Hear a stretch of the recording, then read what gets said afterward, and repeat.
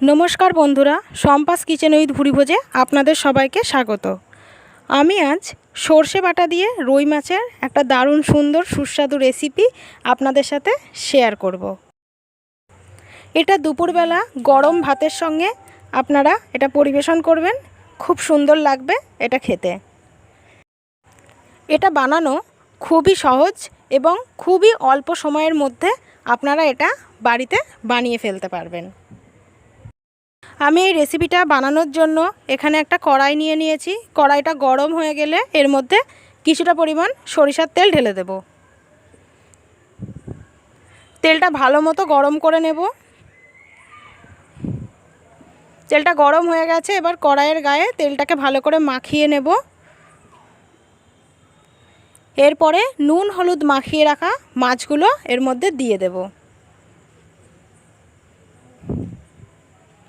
মাছগুলো লাল লাল করে ভেজে নিতে হবে।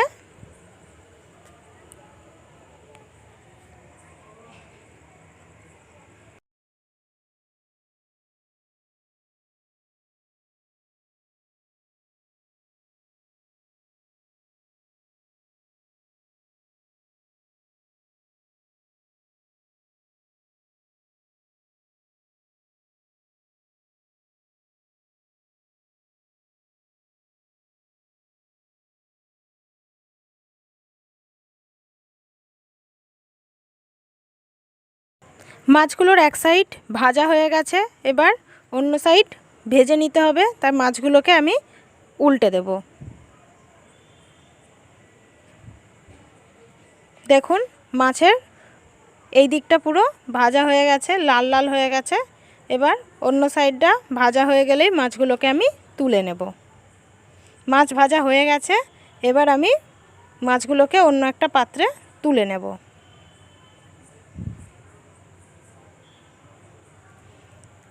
এই তেলের মধ্যেই আমি বাকি মাছগুলো আবারও ভেজে নেব। সমস্ত মাছ আমার ভাজা কমপ্লিট। এই দেখুন আমি সমস্ত মাছ ভাজাগুলো এতে তুলে নিয়েছি। এই রেসিপিটা বানানোর জন্য আমি এখানে জিরে বাটা নিয়েছি, আদা বাটা আর লঙ্কা বাটা, এখানে নিয়েছি আমি সর্ষে বাটা, আর নিয়েছি কিছুটা পরিমাণ রাঁধুনি। মাছ ভাজার তেলের মধ্যেই আমি রাঁধুনিটা দিয়ে দেব। রাঁধুনি ফোড়ন দেওয়া হয়ে গেছে, এবারে আমি এর মধ্যে 1 টিস্পুন জিরে বাটা দিয়ে দিলাম, আর দেব 1 টিস্পুন আদা বাটা আর 1 টিস্পুন লঙ্কা বাটা। এবারে আমি সর্ষে বাটাটাও এর মধ্যে দিয়ে দেব। সমস্ত মশলাটাকে ভালোভাবে মিশিয়ে নেওয়া হয়ে গেছে। এবারে আমি মশলার ধোয়া একটু জল ছিল, সেই জলটা এর মধ্যে দিয়ে দিলাম। এবারে সব কিছুকে আরেকটু ভালোভাবে মিশিয়ে এটাকে আমি 2 থেকে 3 মিনিট একটু ফুটিয়ে নেব। এর মধ্যে আমি 1 চামচ নুন দিলাম, আর দেব 1 টিস্পুন মতো হলুদ গুঁড়ো। নুনটা আপনারা আপনাদের স্বাদ বুঝে দেবেন। এবারে সব কিছুকে একটু ফুটিয়ে নেব।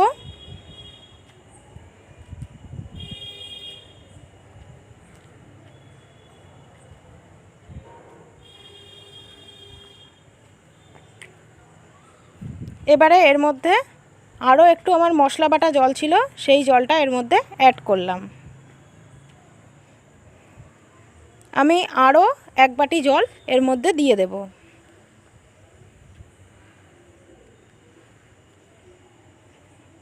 এবারে সব কিছুকে 5 মিনিট ফুটিয়ে নিতে হবে।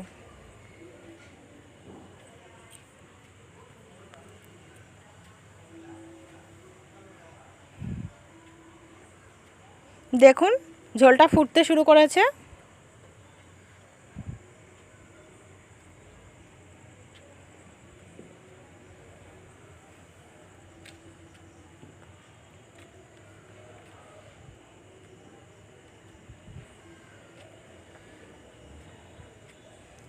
এবারে আমি ভেজে রাখা মাছগুলো এর মধ্যে দিয়ে দেব।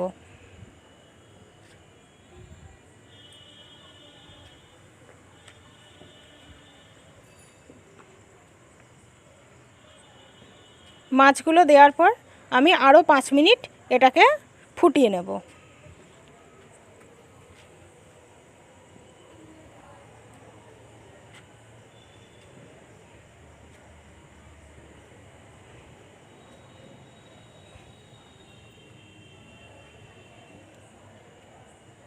পাঁচ মিনিট ফোটানো হয়ে গেছে। এবারে আমি মাছগুলোকে একটু উল্টে দেব।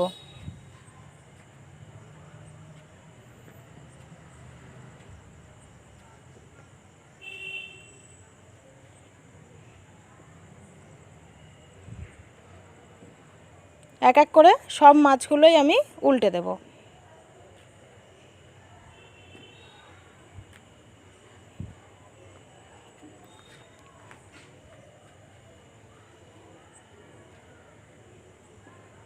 মাছ উল্টে দেওয়া হয়ে গেছে। এবার আরও 5 মিনিট আমি এটাকে ফুটিয়ে নেব।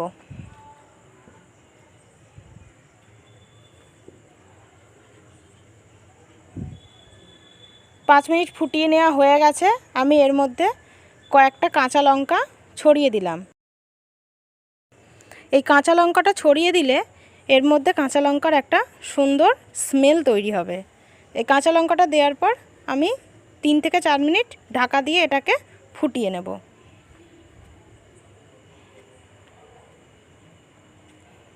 আমাদের এটা ঢাকা দিয়ে ফুটিয়ে নেওয়া হয়ে গেছে। এবারে আমাদের সর্ষে রুইটা তৈরি হয়ে গেছে। এবারে আমি গ্যাসটা অফ করে দেব। দেখুন, এটা দেখতেও খুব সুন্দর লাগছে। আমি সর্ষে রুইটা পরিবেশন করে দিয়েছি। আমার এই ভিডিওটা যদি ভালো লেগে থাকে লাইক করুন, কমেন্ট করুন, শেয়ার করুন। আর আমার চ্যানেলে যারা নতুন আছেন তারা প্লিজ আমার চ্যানেলটা একটু সাবস্ক্রাইব করে দিন। এইভাবেই আপনারা বাড়িতে সর্ষে রুই বানান, আর খেতে কেমন হলো সেটা অবশ্যই কমেন্ট করে জানাবেন। সবাই ভালো থাকবেন, সুস্থ থাকবেন। নমস্কার।